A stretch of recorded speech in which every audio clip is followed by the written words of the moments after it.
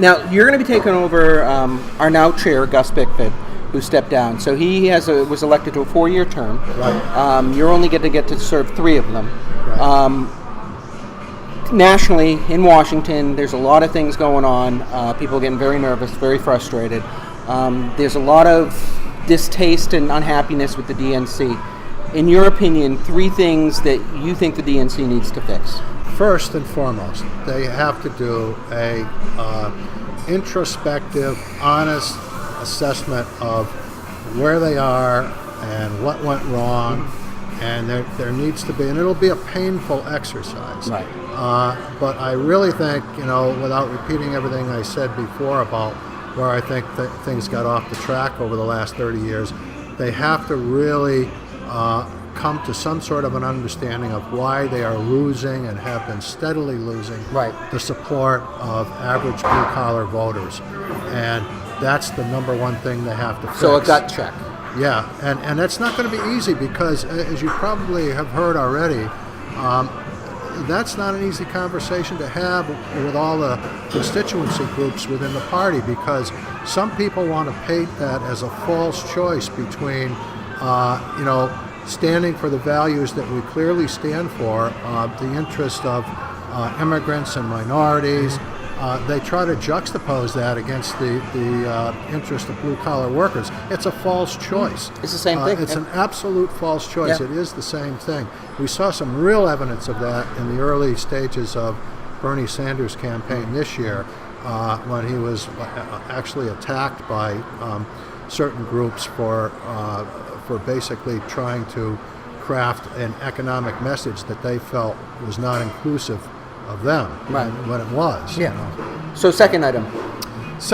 Okay. So we in certain states, but let me back up a step and say, those who say that we need to focus on a 50-state strategy are correct, and I'm all for that. But our capacity to do that is not the same in every state.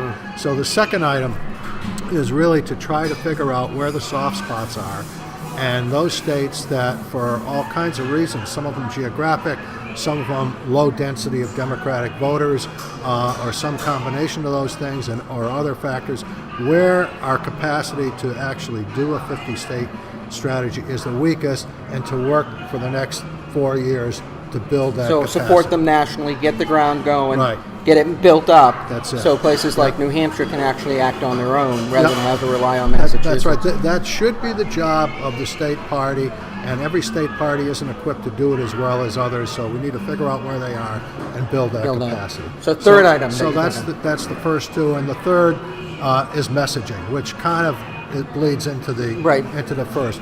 We gave Hillary Clinton a very progressive, winning platform to run on, and I'm not going to say she totally ignored it, but it wasn't really what the campaign was about. Right. It was a winning message that could have put her over the top in at least 2 of the 3 states that she should not have lost, Pennsylvania and Wisconsin. But the platform, A, was not talked about enough, and B, with all due respect to her, and I do respect her, she was not the candidate who could credibly make that argument because of so many years of having been associated with center-right Democratic leadership politics.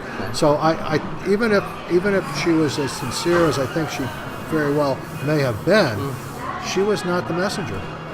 So 3 things. Number 1 is your gut check review of what we've been doing. Right. Number 2 is building capacity to deliver 50 states, and number 3 is shaping and delivering that message that I think needs to be